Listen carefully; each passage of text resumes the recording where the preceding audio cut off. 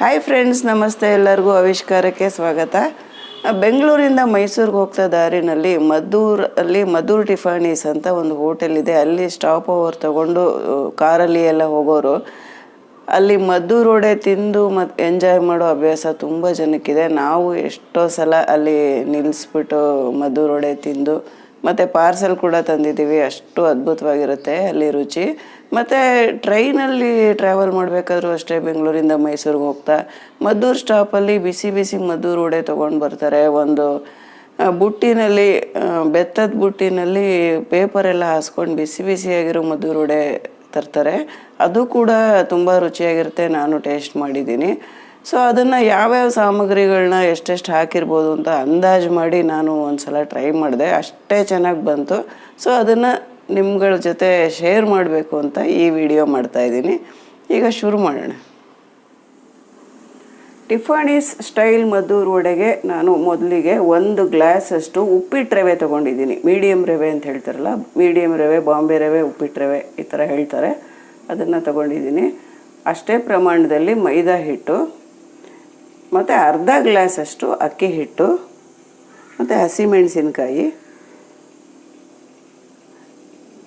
ಕಡಲೆಕಾಯಿ ಬೀಜನ ಹುರಿದು ಸಿಪ್ಪೆ ತೆಗೆದುಬಿಟ್ಟು ಒಂದೇ ಒಂದು ಪಲ್ಸ್ ಪುಡಿ ಮಾಡಿಕೊಂಡು ಮಿಕ್ಸಿನಲ್ಲಿ ಇಟ್ಕೊಂಡಿದ್ದೀನಿ. ಸ್ವಲ್ಪ ಗೋಡಂಬಿ ಚೂರುಗಳು, ಜೀರಿಗೆ 1 ಟೀ ಸ್ಪೂನಷ್ಟು, ಶುಂಠಿ ಸ್ವಲ್ಪ ಉದ್ದುದ್ದಕ್ಕೆ ಹಚ್ಚಿಟ್ಕೊಂಡಿರೋದು ಸಣ್ಣದಾಗಿ, ಮತ್ತು ಸಣ್ಣದಾಗಿ ಹಚ್ಚಿಟ್ಕೊಂಡಿರೋ ಕರಿಬೇವಿನ ಸೊಪ್ಪು, ಕೊತ್ತಂಬರಿ ಸೊಪ್ಪು, ಉಪ್ಪು ಮತ್ತು 1 ಸ್ಪೂನ್ ತುಪ್ಪ ಮತ್ತು ಎಣ್ಣೆನೂ ಕೂಡ ತಗೊಳ್ತೀನಿ. ಈರುಳ್ಳಿ 4 ಈರುಳ್ಳಿನ ಉದ್ದುದ್ದಕ್ಕೆ ಹಚ್ಚಿಟ್ಕೊಂಡಿದ್ದೀನಿ. ಈಗ ಒಂದು ಮಿಕ್ಸಿಂಗ್ ಬೌಲಲ್ಲಿ ಕಟ್ ಮಾಡ್ಕೊಂಡಿರೋ ಈರುಳ್ಳಿನೆಲ್ಲ ಹಾಕ್ಕೊಳ್ತಾ ಇದ್ದೀನಿ. ಮೀಡಿಯಮ್ ಸೈಜಿಂದು 4 ಈರುಳ್ಳಿ ತೊಗೊಂಡಿದ್ದೀನಿ. ಇಷ್ಟು ಕ್ವಾಂಟಿಟಿಗೆ ಜೀರಿಗೆ ಹಾಕ್ಕೊಳ್ತೀನಿ. ಹಸಿಮೆಣಸಿನ್ಕಾಯಿ, 1 ಸ್ಪೂನಷ್ಟು ಉಪ್ಪು ಹಾಕ್ಕೊಳ್ತೀನಿ. ಈಗ ಇದನ್ನು ಚೆನ್ನಾಗಿ ಕಿವುಚ್ತೀನಿ. ಇದರಲ್ಲೇ ಇರೋದು ಇದು ಮೆಥಡು. ಚೆನ್ನಾಗಾಗಬೇಕು ಮದ್ದೂರು ವಡೆ ಅಂತಂದರೆ ಸ್ವಲ್ಪ ಈರುಳ್ಳಿ ಎಲ್ಲ ಉಪ್ಪು ಜೊತೆ ಸೇರಿ ನೀರು ಬಿಟ್ಕೊಳ್ಬೇಕು. ಮತ್ತು ಇದನ್ನು ಬಿಡಿಸ್ಕೊಳ್ಬೇಕು ಒಂದೊಂದು ಲೇಯರಾಗಿ.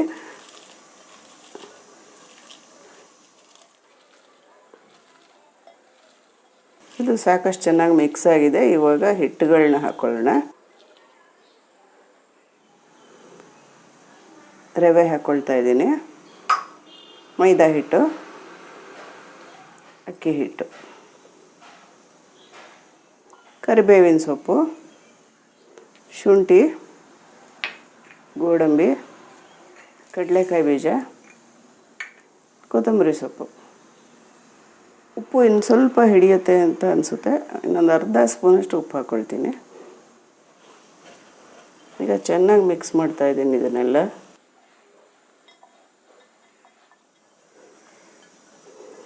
ಮೊದಲೇ ನೀರು ಹಾಕ್ಕೊಳಕ್ಕೆ ಹೋಗಬಾರ್ದು ಕಲಿಸುವಾಗ. ಸಾಧ್ಯವಾದಷ್ಟು ಈರುಳ್ಳಿ ಜೊತೆ ಸೇರಿಸಿ ಕಲಿಸ್ಬೇಕು. ಸಾಕಷ್ಟು ನೀರು ಬಿಟ್ಕೊಂಡು ಅದರಲ್ಲೇ ಮಾಯಿಶ್ಚರ್ ಸಾಕಷ್ಟು ಇರುತ್ತೆ.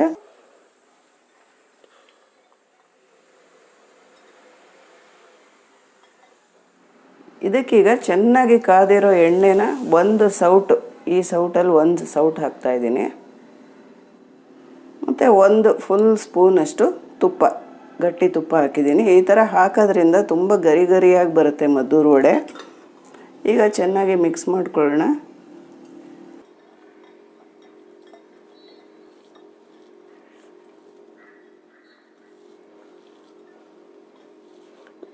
ನೀರು ಬೇಕಾಗದೇ ಇಲ್ಲ ಹೆಚ್ಚಾಗಿ. ಹೀಗೇ ಉಂಡೆ ಮಾಡೋ ಕನ್ಸಿಸ್ಟೆನ್ಸಿ ಬಂದ್ಬಿಟ್ಟಿದೆ. ಬೇಕಾದರೆ ಮಾತ್ರ ಸ್ವಲ್ಪ ನೀರನ್ನ ಚುಮ್ಕಿಸ್ಕೊಳ್ಬೇಕು. ಆಮೇಲೆ ಸಾಧ್ಯವಾದಷ್ಟು ಈ ಹಿಟ್ಟು ಗಟ್ಟಿಯಾಗಿರಬೇಕು. ಗಟ್ಟಿಯಾಗಿ ಕಲಿಸಿದಷ್ಟು ಗರಿ ಗರಿಯಾಗಿ ಚೆನ್ನಾಗಿ ಬರುತ್ತೆ ಮದ್ದೂರು ವಡೆ. ಈಗ ಮದ್ದೂರು ವಡೆಗೆ ಹಿಟ್ಟು ರೆಡಿ ಆಯಿತು. ಈ ಥರ ಹದದಲ್ಲಿ ಕಲಿಸ್ಕೊಂಡಿದ್ದೀನಿ. ಈರುಳ್ಳಿ ಸ್ವಲ್ಪ ಜಾಸ್ತಿನೇ ಆಗಿದೆ. ಅದು ಆಮೇಲೆ ತುಂಬ ಗರಿ ಗರಿಯಾಗಿ ಚೆನ್ನಾಗಿರುತ್ತೆ.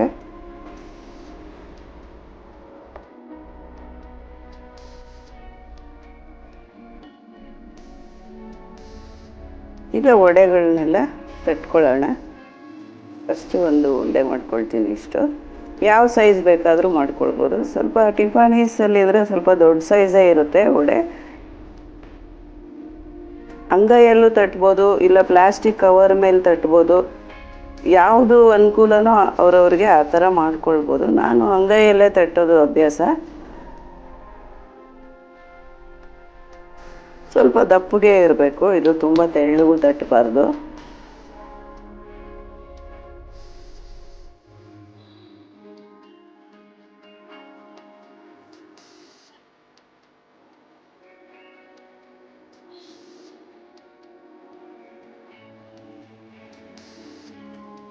ಇದು ಎಣ್ಣೆ ಬಿಸಿಯಾಗಿದೆ, ವಡೆ ಕರ್ಕೊಳ್ಳೋಣ.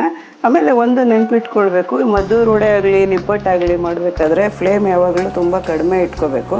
ಜಾಸ್ತಿ ಫ್ಲೇಮ್ ಇಟ್ಕೊಂಡ್ರೆ ಸರಿಯಾಗಿ ಬೇಯಲ್ಲ, ಸೀದೋದಂಗೆ ಆಗುತ್ತೆ. ಆಮೇಲೆ ಗರಿ ಗರಿ ಆಗಿರಲ್ಲ, ಮೆತ್ತಗಾಗ್ಬಿಡುತ್ತೆ.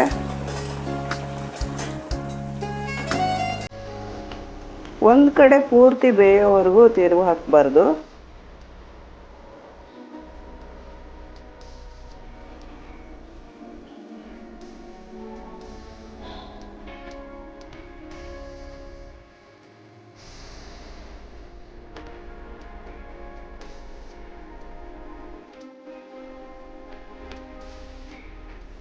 ವಡೆ ನೋಡಿ ಬಂದಿದೆ, ಬಣ್ಣ ಚೇಂಜ್ ಆಗಿದೆ.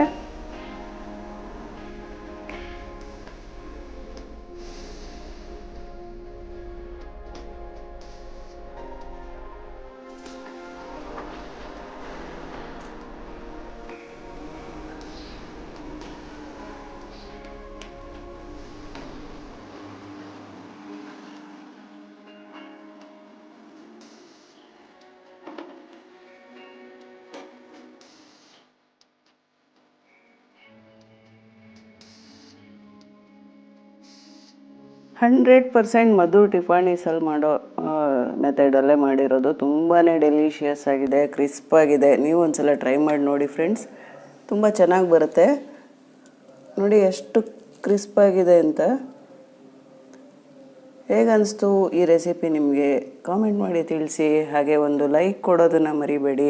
ನೀವೇನು ನಮ್ಮ ಚಾನಲ್ನ ಸಬ್ಸ್ಕ್ರೈಬ್ ಮಾಡದೇ ಇದ್ದರೆ ಪ್ಲೀಸ್ ಸಬ್ಸ್ಕ್ರೈಬ್ ಮಾಡ್ಕೊಳ್ಳಿ. Thank you.